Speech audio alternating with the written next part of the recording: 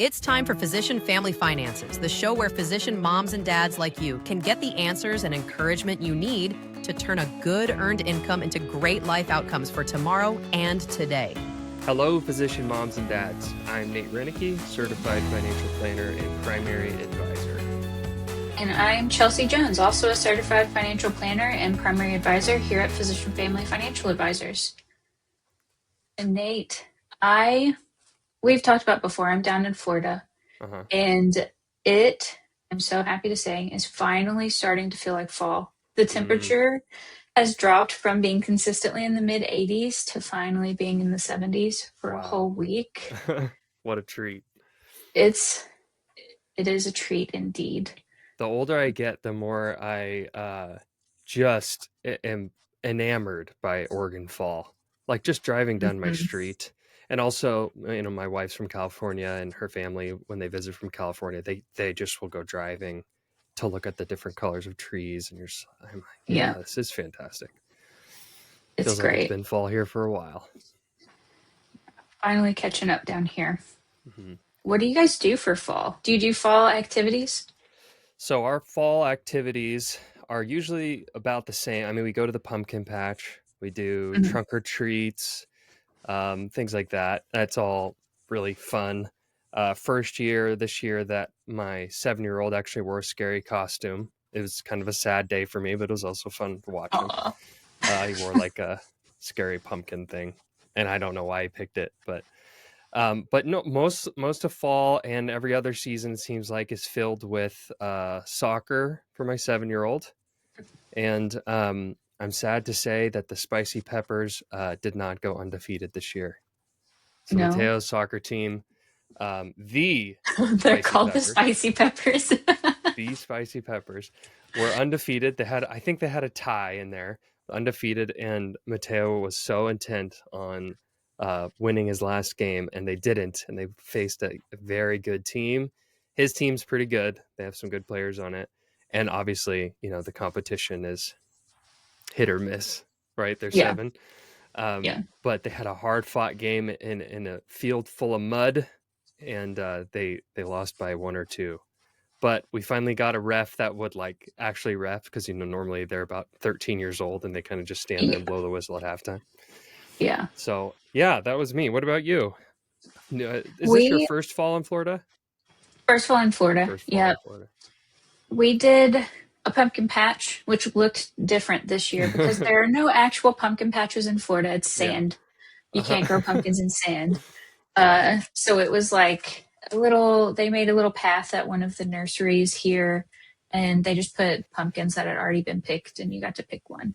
Nice. So it wasn't our traditional pumpkin patch hayride experience, but there are a lot of people here that decorate in our neighborhood. So we would go around our neighborhood and look at all the Halloween decorations, and there's already Christmas decorations up.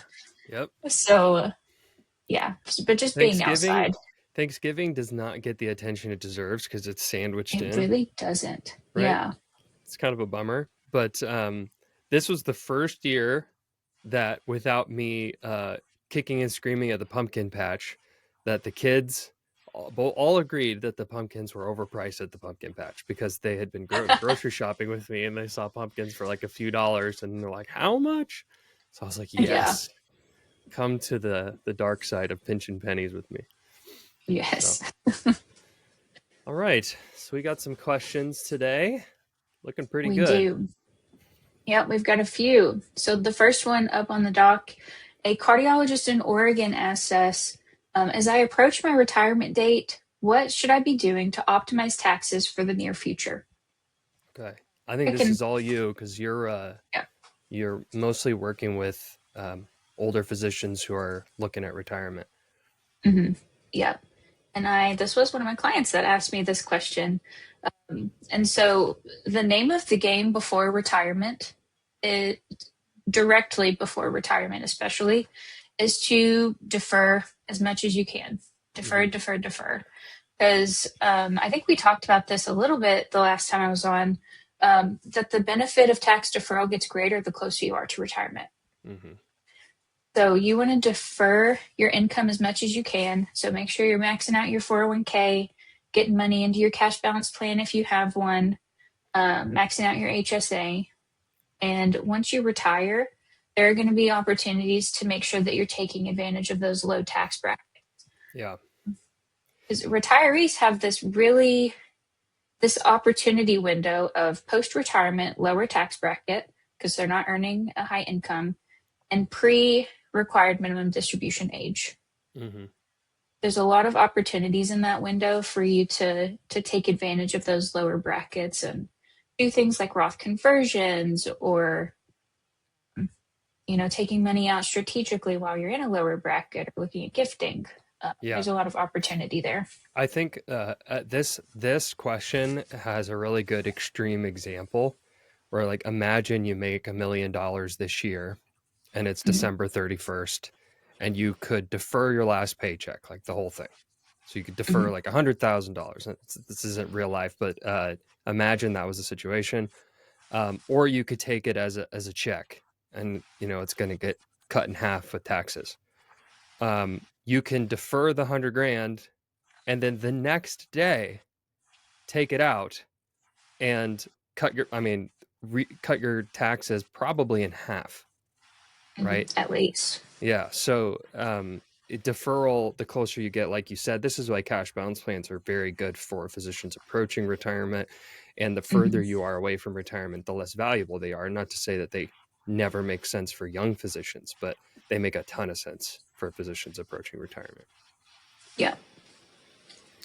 Okay. So the next question, also a cardiologist in Oregon, but a different cardiologist, says, I'm retiring next year and we want to downsize our home.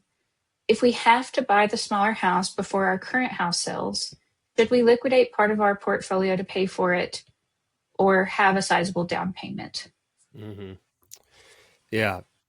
So this question,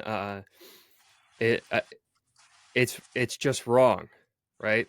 It's a wrong question because the answer is you don't have to buy it before you sell your current house. All right. And this is, we're all scarred from COVID times and buying houses because the market was so competitive that you had to, if you wanted to buy a house at all, you had to say, I'm going to buy your house, Mr. House Seller, without making it contingent that I sell my house. And by the way, this whole like, hey, I need 90 days to sell my house or I need 60 days to sell my house before I can buy your house. That has been the standard for decades. And then all of a sudden COVID changed the game and everybody still thinks they can't go buy a house with making a contingent offer. That is no longer the case. And some sellers will still want that, and they will make you feel like you're not going to be able to buy their house unless you come in with a non-contingent offer. And here's the thing. In the environment we are in today with housing, there's just another house right down the street that's for sale. Exactly. Okay? It's going to be more difficult to sell your house today than it has been in the last few years. And I do not wish it upon anybody listening to be floating two mortgages for several months while they're trying to sell their own house. So take this slow. Okay, everybody gets very frantic when they're about to sell their house. I know all too well how scary it is to sell your house. Maybe they're going to see the little bad things about my house that I see every day. I promise you, nobody looks at your house the same way you do after you've lived there for several years. Right. So let's say for some reason that you actually had to do this. You had to you had to buy a house without selling your current home. One, I would say, again, you never have to, right? You could just move on and buy a different house if they don't accept your offer. But let's imagine that you really wanted to for some reason, I would be very careful about cashing in retirement assets, paying a whole bunch in taxes when you're about to retire. So you're in a really high tax bracket and you're selling out of your brokerage account to get your hands on some cash so that you can go buy a house. And then 30 days later, when you sell your house, or 90 days later, when you sell your current home, what do you do with that cash? You're investing it back in the market and you just paid a bunch of taxes to be in a worse position. Yeah. So there are a couple options that you have. It all depends on your positioning in your current home. If you have a lot of equity in your current house, you want to be careful when you do this and the timing of how you do this. But you can go take out a home equity line of credit, and you so let's say you had a house, it's worth $1 million. You only owe 500 grand on it. You could go take out at least $200,000. Sometimes there's a limit, but at least a couple $100,000. And by the way, very easily and very inexpensive. I mean, you could probably do it for under $1,000. Get your hands on that money. Now you're holding a loan of $700,000 on that house, but you have $200,000 in cash to go put 20% down on another $1 million house. Okay? Yeah, that you didn't have to pay $50,000 in taxes to get out. No taxes. And here's the other thing. I mean, at the time of this episode, the stock market is just gone up and up and up for the last several years. And so you're paying taxes at a horrible time. Yeah. Right? Every position you have has gain. Hopefully. Unless you're picking stocks or something. Right? So in that case, I just don't see a good reason to do it, because the bank can help you out of this. They can help you get a home equity line of credit. You can make an offer on the next house. Again, I don't necessarily recommend this, because you're leveraging yourself even more, just so you don't have to make a contingent offer on a house.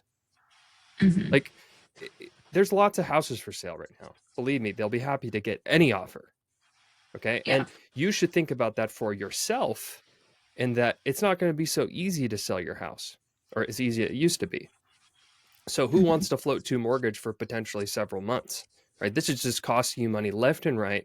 All because you're listening to your agent, or you're listening to sellers saying you have to make a non-contingent offer. That is not true. And you just need to be patient.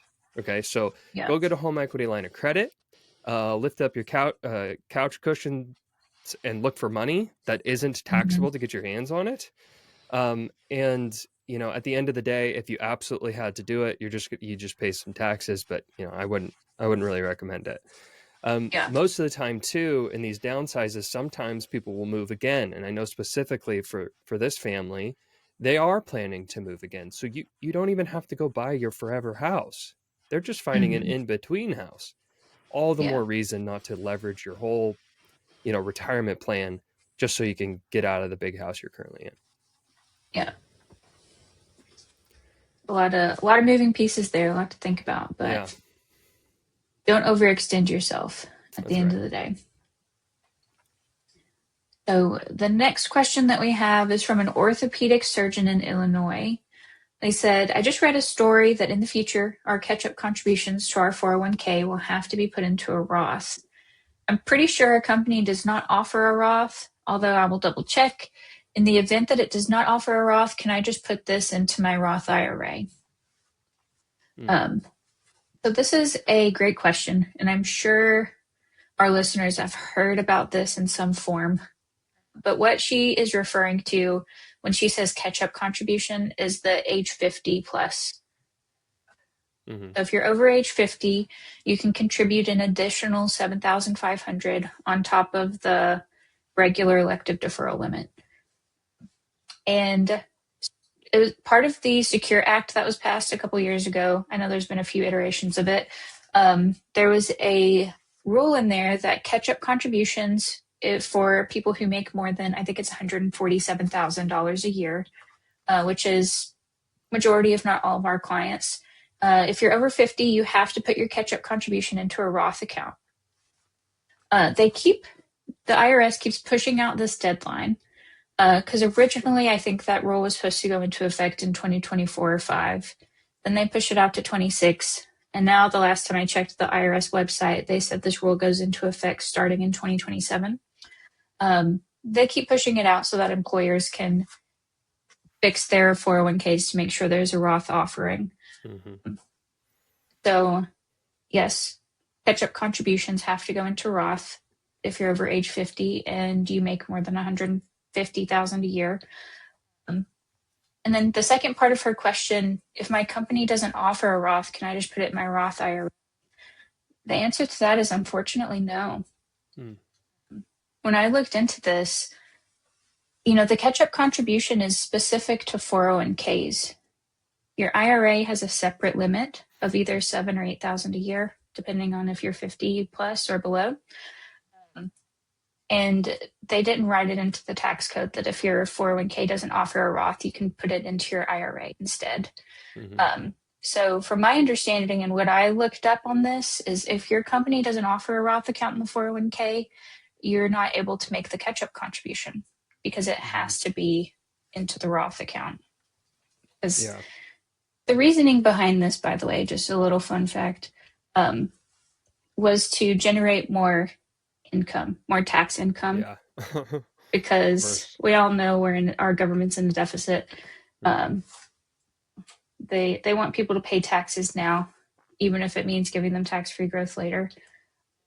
And requiring catch-up contributions to go into the Roth is just trying to make up some income, generate more tax income.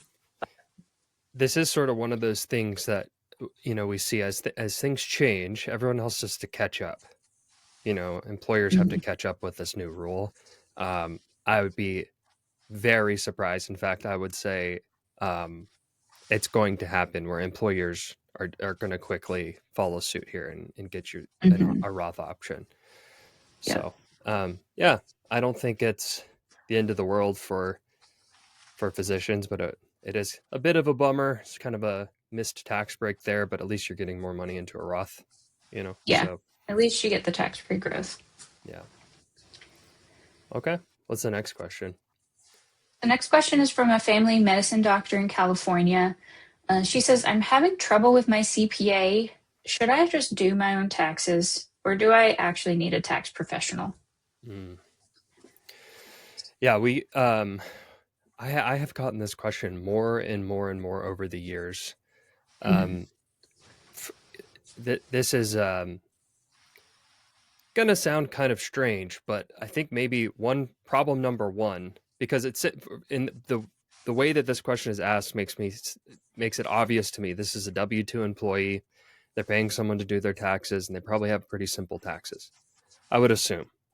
Because most of the time, if you have a business or, 1099 employee, you get a lot of attention from your CPA. And that is because you pay them more money.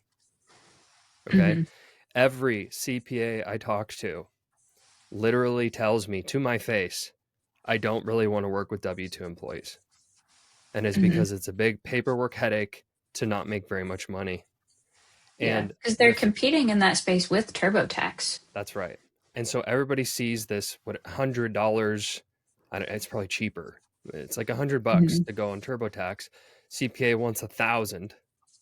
And everyone's like, what gives? I don't get it. This is just a situation that we're dealing with. And you and I deal with this too. I mean, technology has taken over that space, and it is no longer, clients are frustrated with their CPA. CPAs are frustrated with their clients, and everyone's throwing their hands up in the air like, what do I do about this? The answer is, if you so desperately want to avoid TurboTax, or what's the one you used last year? I've heard good things. Oh, I used Free Tax USA, $15. $15. It's like, how do you compete with that as a business? It costs $15. You had to collect all of your tax documents and, put them in the system. When you go to your CPA, guess what? You got to collect all the tax documents too. You're halfway there. If you so desperately do not want to do that, which I totally get, it takes several hours. I mean, at least for me, I go through every nook and cranny of my taxes. I do it through TurboTax. It takes time. I want to get it just right. I want to make sure everything's above board. It's hard. It's hard to collect all those things, to collect documents and submit it. It's several hours. But if you don't want to do that, you unfortunately have to, I hate to say it, get bad service sometimes and pay more than you want to pay. That's just the reality. One little thing you could do is stop working with a CPA. CPAs don't want to do simple stuff. They want complicated things that they're working with you over as the years go on. They're helping you with quarterly tax payments. They're helping you with bookkeeping. That's what keeps them afloat and allows them to run a business. But $1,000 a year, imagine, and they have a support staff too. Imagine how many clients you have that pay you $1,000 to pay a team of people. I mean, it's a lot of clients, so they can't give you any service. This is a transactional engagement. You hand me your paperwork, it has to be really clean, or I'm going to send it back to you, and then I'll put it into TurboTax for you. And they don't use TurboTax, but it's essentially the same. So they're not going to be strategic with you. They're not going to give you a lot of emails back and forth. They just want the documents, and they're doing it for I don't know why. I don't know why they don't just tell you, hey, I don't want to work with you. But so should you do it on your own? Probably. Depends. Probably. It kind of depends. I mean, if you're itemizing your own taxes, I mean, maybe it's worth getting someone to help. And when I say don't work with a CPA, I forgot to finish that. You should be working potentially with an EA, an enrolled agent. Okay. A lot of enrolled agents will do this happily, and they kind of run their own shop. It's just one person, and they can have 100 clients and make a reasonable amount of money. But they didn't go to several years of school and go through the hell that it is to become a CPA. And they don't expect to be compensated for it. So it's up to you, but just if you want to work with them, I do not recommend negotiating fees. I recommend maybe shopping around, but they just get frustrated. Nobody likes the situation they're in when a W-2 employee is trying to ask a CPA for high level of work. And here's the other thing. So the way I'm talking about this sort of seems like the client is the problem. You could go to a CPA and just pay them a lot more, and it would be fine. They could run a business off of it, but it's not worth it. Yeah. At some point, it's just not worth it. I mean, even a doctor doesn't want to pay someone several $100 an hour, right? But it's literally a cost benefit analysis. How many hours is it going to take me? Would I make more money at work? Yeah. So. Yeah, it's a tough question. Can you talk a little bit about, because we've talked about people who probably shouldn't work with CPA. What are the type of people that should hire a CPA? Yeah, 1099 employees definitely need a CPA. There is just, I think it's worth it at that point. You are a partner and owner in a practice. Sometimes it's nice having a CPA. A lot of times owners in practices, though, they have their own team at work. They're sort of do personal and business at the same time. Those are no-brainers to me. There's whole businesses that are started off of helping 1099 employees do their taxes and make quarterly payments and everything. Essentially, if you're anything but a W-2 employee, it's a good idea to engage with somebody and figure out how complicated your taxes really are. It's just that if you're a W-2 employee, there's not a ton of strategy that they're going to give you, especially, if you're a client of ours, the strategy that they're giving you, we've already done it. We're getting all the tax breaks we can get. What are they going to do? Have a phone call with you and say, yes, you're getting all the tax breaks you can get. Yeah. It's just everybody's sort of in a tough position there. Okay. A lot to think about there too. Last question that we have here is from a nephrologist in Texas. He asked, how can I save more in a more tax advantaged way? This is a very broad question. Yeah. Like how can I save taxes? Yeah. Yeah. So again, it's tax season is coming up, and everybody hates looking at their big tax bill. Here's the thing. We tend to hear about this around tax season, and that is because of, honestly, advertising. There's a lot of advertising going around. There's a lot of bad actors out there on social media talking about taxes. A kind of a scary amount. I've seen people, the other day I saw a tax person on social media driving around in a Lamborghini saying, I'm going to save you, you won't pay any taxes this year. I just thought, I don't think I want my CPA driving a Lamborghini. No. Something's wrong here. So, and there's just the idea, taxes are such a pain point for especially our clients, and for Yes. people to take advantage of that. It is in a the bad one way. thing I see people, sometimes it can be a legitimate business, but the advertising for it you can really take advantage of people. It used to be, whole life insurance policies people would get taken advantage of. I see those less and less, but now it's taxes. It's like, you pay 6 figures in taxes, you need to call me so I can wipe it clean. That doesn't exist. You can't wipe it clean in a legitimate way. No, that doesn't exist. And if it does, it's in a very nuanced way. I'll tell you one way you can get rid of your taxes. You can give all your money away. Is that better? Of course not. You Now don't you pay have no taxes if money. you don't have money. Yeah. So, look, if you are maxing everything out at work, so you got a 401k, maybe you got a governmental 457 account. I mean, that's a good tax break. You can do backdoor Roth IRAs. It's not going to give you a tax break this year, but you're going to lower your lifetime tax bill, which we care a lot about here. If you're contributing to an HSA, that's a fantastic tax break. You can contribute to 529. Sometimes you have a state income tax break, and it grows tax-free, once again, lowering your lifetime tax bill. If you're getting closer to retirement, or even if your work just offers one and you're really high income, you can do a cash balance plan. And then don't forget that when you actually implement your investment strategy, there's a lot of tax efficient ways, or I guess I should say tax inefficient ways, to be investing. You can avoid all these things. You can stop the bleeding if you invest in a tax efficient manner. And when you look at your returns, you're looking at after tax returns. Okay. Who cares if you got an extra 1% return on your portfolio, but it costs you more than that in taxes. Okay. So you're doing all these things, and I know it still feels like you pay a lot in taxes, because you do. You do. And there's just only so much you can do. Okay. Other than that, you can own a business, you can get more tax breaks there. You can if you're doing this on the up and up, I wouldn't recommend bending the rules, but you get a CPA, you have an S Corp, you're making distributions to yourself rather than paying yourself all out in regular payroll. You still have to pay taxes, you still have to make payroll to yourself. Otherwise the IRS you'll be, zeroed in on by the IRS. But you're doing all these things, okay? And you still want more. And you're looking out there and you're saying, these people are promising that they can get me more. But that promise and doing that, getting those tax breaks that these aggressive CPAs are offering, what they don't tell you is that it comes with a price. It all comes with a price. People talk about real estate. Well, in order to get those tax breaks, you have to be an active real estate investor. They call it a real estate professional.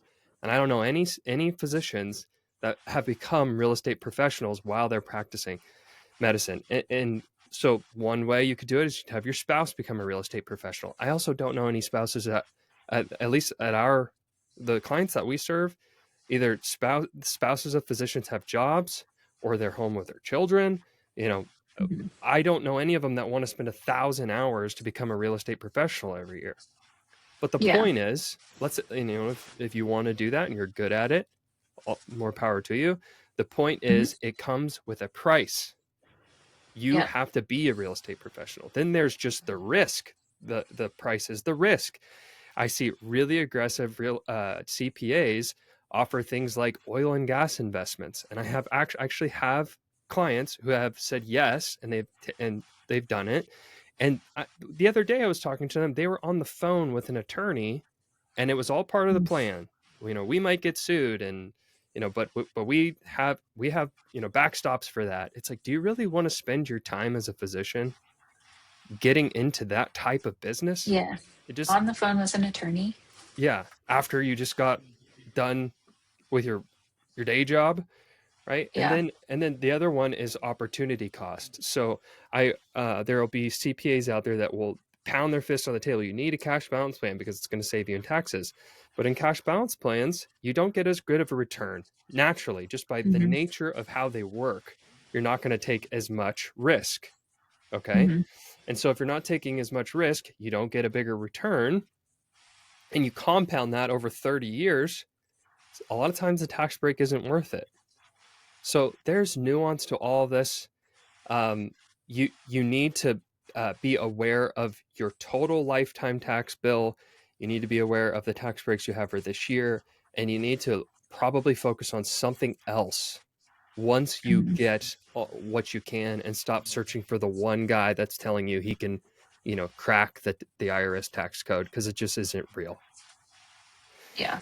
Now, IRS is not giving out tax breaks for free. No, in fact, you just described a way that they are trying to collect more taxes, which is, catch-up contributions going into Roth. Now, I do have a new one, okay? And this is a lifetime tax bill.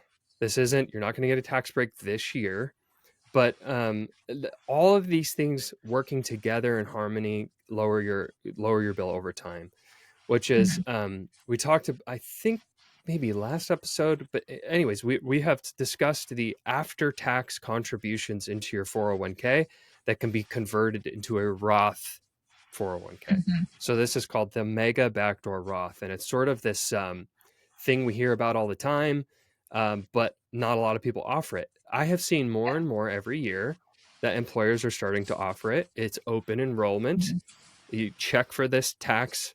It's not a break this year, but this tax strategy in your open enrollment packet this year, and see, are they now offering this? Because it would be better to do that than to be contributing to a brokerage account with after-tax dollars. Yeah. And I want to be very clear here, because if your employer offers this, you want to make sure you're still deferring as much as you can. You want to make the most pre-tax contributions that you can.